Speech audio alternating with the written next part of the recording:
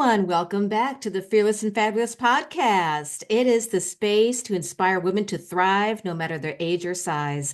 I am your host and creator, Melanie Robinson. I'm also the reigning Miss Voluptuous International. And I love to have queens on my channel. And here I've got one of the local queens, which I'm so excited about. I just met her a couple weeks ago. This is Ms. Full Figured Virginia, Alexis. Say hi, Alexis. Hi, everyone. I hope you guys are having a wonderful day. Yes, that's what we try to do. We try to uplift and inspire women everywhere. And just to let everyone know, I went to a local level pageant as visiting royalty a couple of weeks ago for it's a Miss America local level. It goes to Miss Virginia. And I met this woman who was one of the judges, and she just has a light around her, everyone. She just has this aura about her. I'm like, I need to have her on my channel. So, Alexis, why don't you tell us a bit about yourself? Well, hello, everyone. As the fabulous Melanie has mentioned, I am Alexis Cofield. I am the current reigning Miss Full Figured Virginia. I am also on the national level for my pageant platform. I'm also first runner up for Miss Full Figured USA.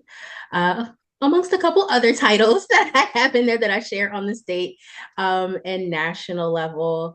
I've been doing pageants since about 2016, mixing a little bit of modeling and photography and just things in the creative art space, as such as like content creation and things like that. And honestly, I'm just very excited to be here. Oh, wonderful. I'm very honored that you're here because she let me know before we started recording that this is her first podcast interview. So I'm so glad I can be your first.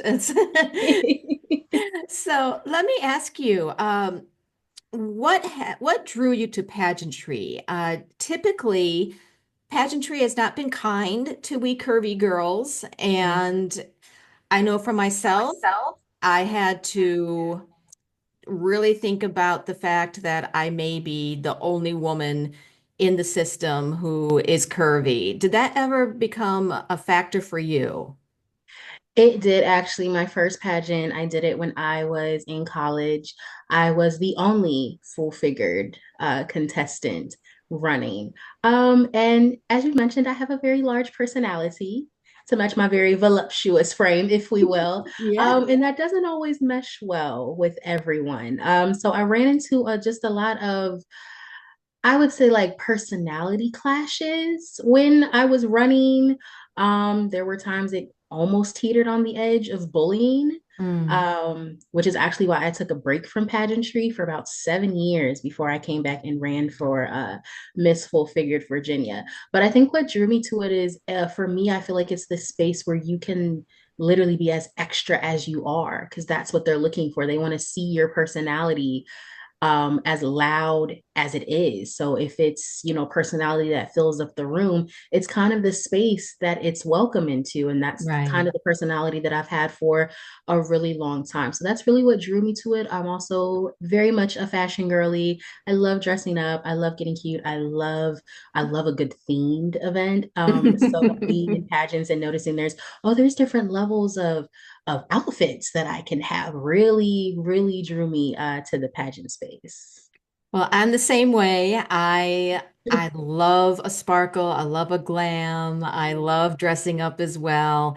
And what also drew me into it, because I came to it late. Like I took it, I decided to enter a local level when I was turning 50.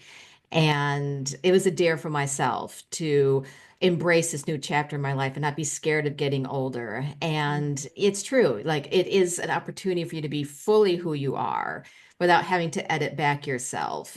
Right. And Wait a minute, so, Melanie. 50. yeah. Girl, I thought you were in your 40s. Oh, well, thank you. You have such fun young energy. I'm like, oh yeah, Melanie's like in her 40s. She's cool. 50s. Well, thank you so much. I will be 55 this July. Girl, you look good. Thank you. You look good. Well, I appreciate that. I'm my mama blessed me with some good genes. So Amen to the mothers. Amen to the mothers and the good genes. I've got them, so I understand. absolutely. So with your pageant journey, what were some maybe some challenges or any doubts or anything at all you had to face in order to become successful?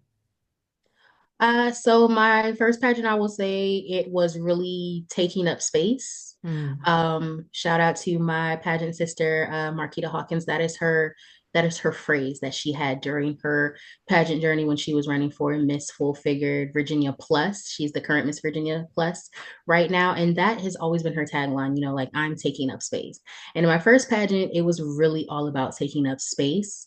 In this current pageant, it was really about like, I know I have the talent to do it. Am I actually ready to get back into this? I was very hesitant and nervous because I thought I would encounter the same type of mean girl energy. Hmm. I thought that, you know, people wouldn't want to make room for my personality, that they would make me hide it and shy away from it. I am so incredibly happy to say that that was absolutely not the case, and that my pageant sisters made ample room. There was ample room for all of our very large personalities to not just coexist, but to really work in harmony Hmm. together. So once I noticed, I'm like, wait a minute, I can take up space here. I can be my full authentic self and it's not going to rub people the wrong way. I really felt like, you know, this was the pageant that I was called to be in after, you know, being gone for so long from the pageant world. So I'm just I'm blessed that God allowed it to find me. Hmm. And it's been the most amazing journey ever.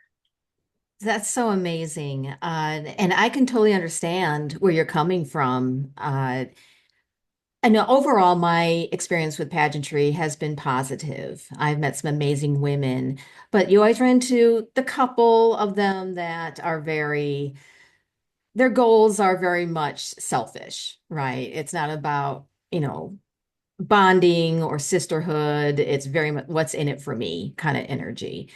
And I'm so glad you found a system that, really vibed with who you are. What's your platform? What is your mission as a title holder?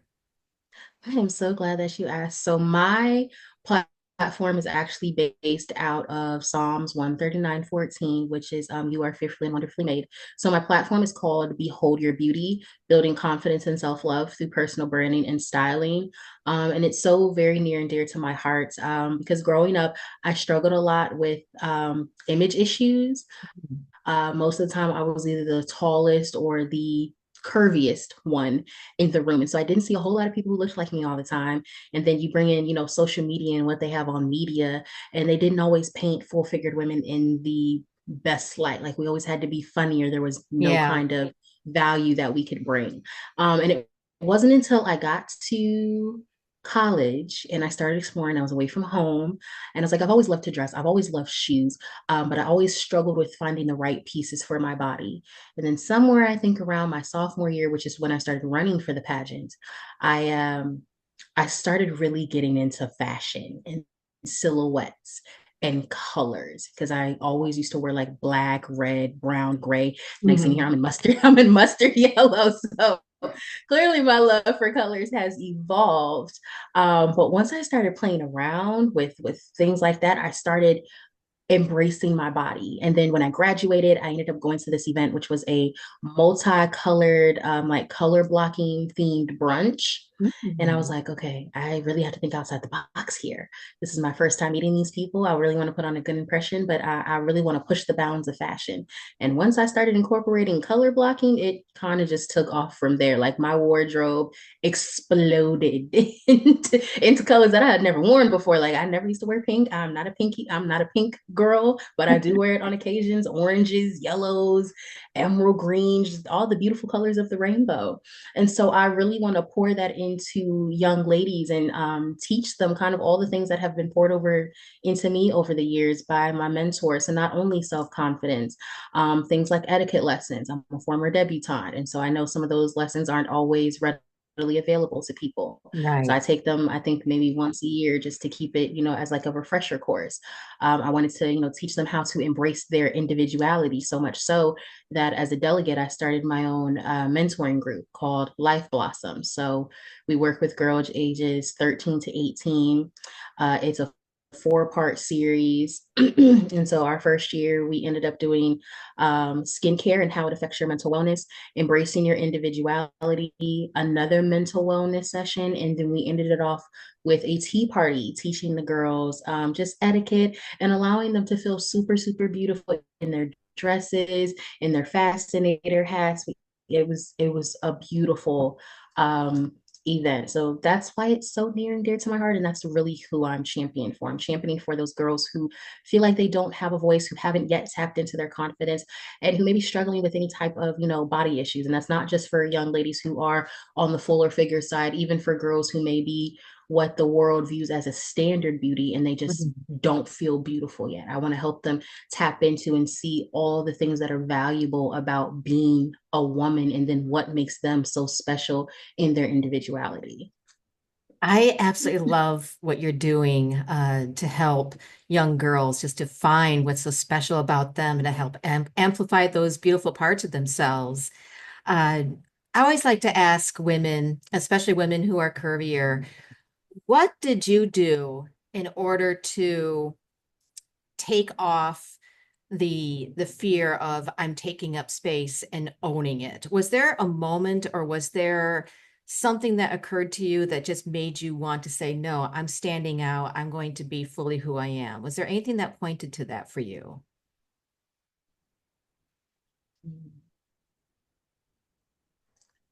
Um, Honestly, I would have to go back to the first pageant. I felt like even with everything that was going on, I felt so evolved and so bloomed. And the people on my college campus, they're like, we love that you are running. We love that you are embracing your authentic self. And so when I saw a different reaction to me just being myself, because I was that girl who grew up always being told, oh, you're too this or you're too Mhm. that.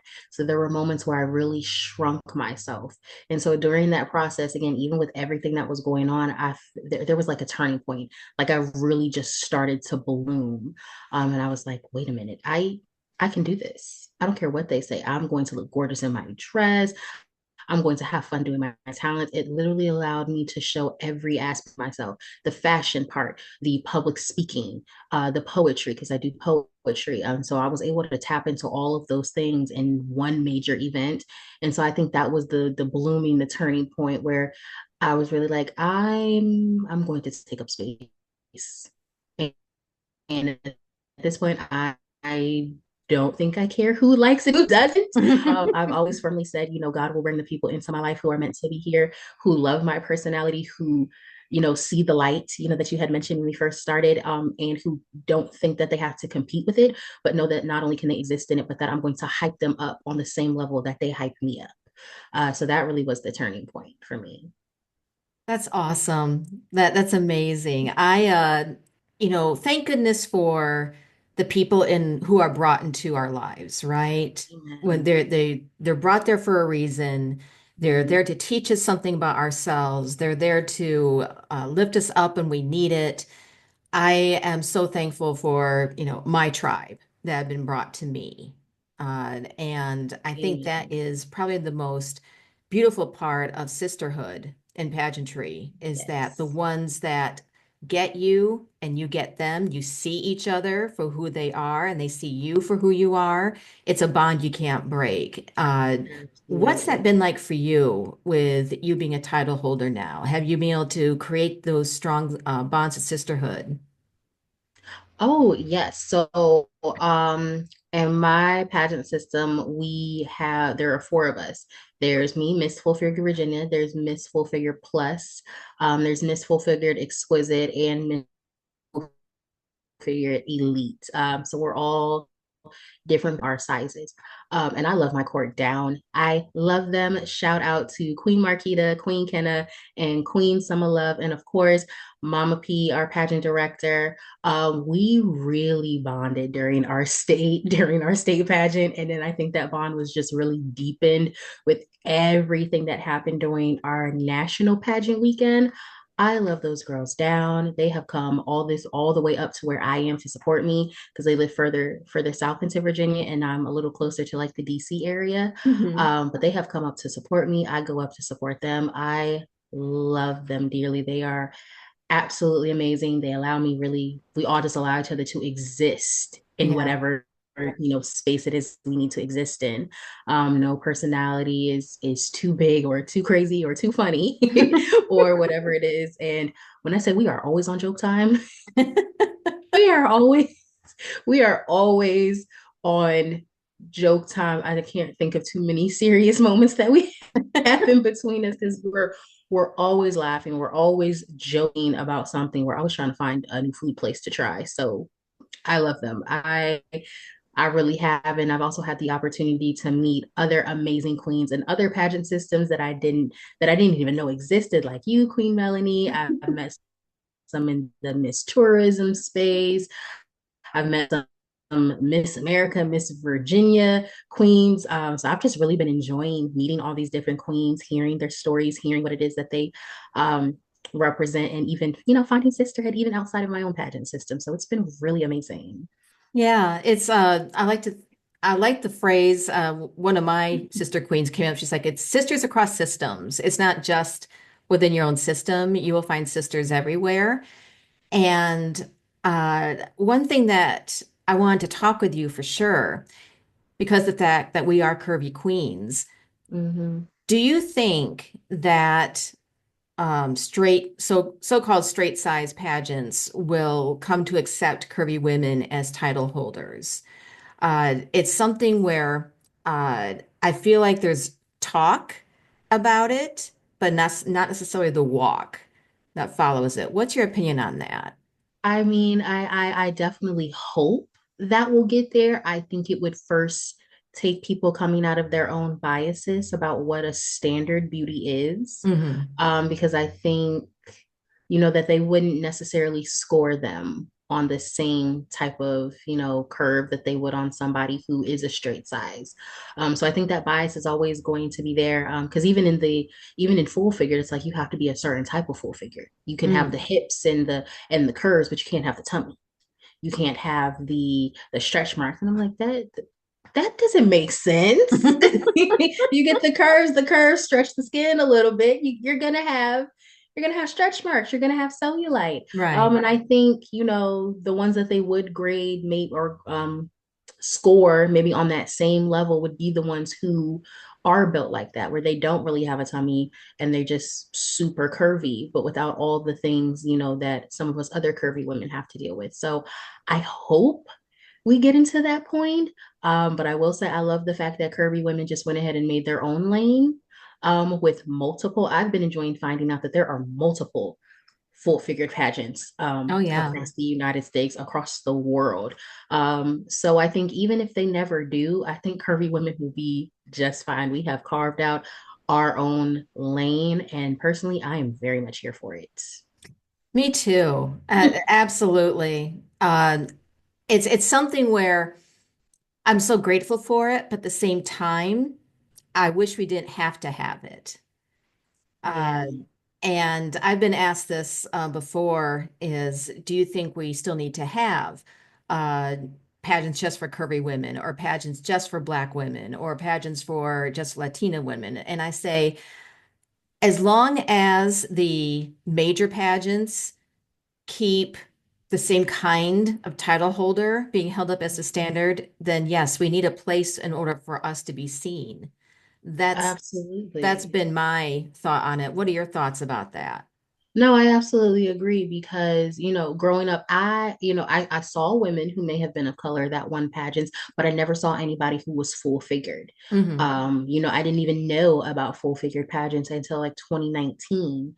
But I knew about all the other ones. I knew about like Miss America. I knew about like Miss Black Right. Virginia, but I never saw a woman who was curvy, like not the 12 to 14. Not that there is anything wrong with our curvy girls who are that size. But when you start going up, people start looking at it differently. So I think until they get to a point where they realize that people need to see themselves represented all kinds of ways, I would have loved to have seen a me when I was a Hmm. kid. And the closest thing I had was like Monique. comedian, woman who I thought was Yeah. beautiful, but never saw her in a pageant space. Um, and so I think until people can agree upon the fact that everybody needs to see themselves represented as royalty, we're going to continue to have these pageants that branch out and meet the need that the main pageant systems just aren't meeting. Yeah. I totally agree with you. One of the things that my pageant director has dealt with on social media is when, we post pictures of our sisters, there's always somebody who makes some type of derogatory comment. Things like get to the gym or, just things like that. And have you ever dealt with any of that negative online commentary? So I haven't, but one of my sister queens on the court, she has. And it's very disheartening to Mhm. see because I'm like they put in the work for it. And my thing is most of the time the people who are making these comments, you aren't even doing anything remotely as amazing as running in a pageant. Number one. That's Number right. two, I don't see you putting yourself out there for all of your flaws for people to see and judge, and whether you Hmm. win or not, you still feel, worthy and acceptance of love and all of these things, that women or even just people deal with. So personally, I say until you're ready to run in my shoes, you don't get to judge what I'm doing. You don't get to judge how I look, how I present myself, because I know I look good. Yes, ma'am. And when I see it, when I see that it's men who do it, I'm just like, you know what? I know on the low, you love full figured women, but you are ashamed to come out here and tell people that you love full figured women. So because you keep missing your shot, somebody else is gonna come and grab up all of this voluptuousness. So you can keep it, you can keep it moving. You will, no, sir, you will not love me on the down low. Absolutely not.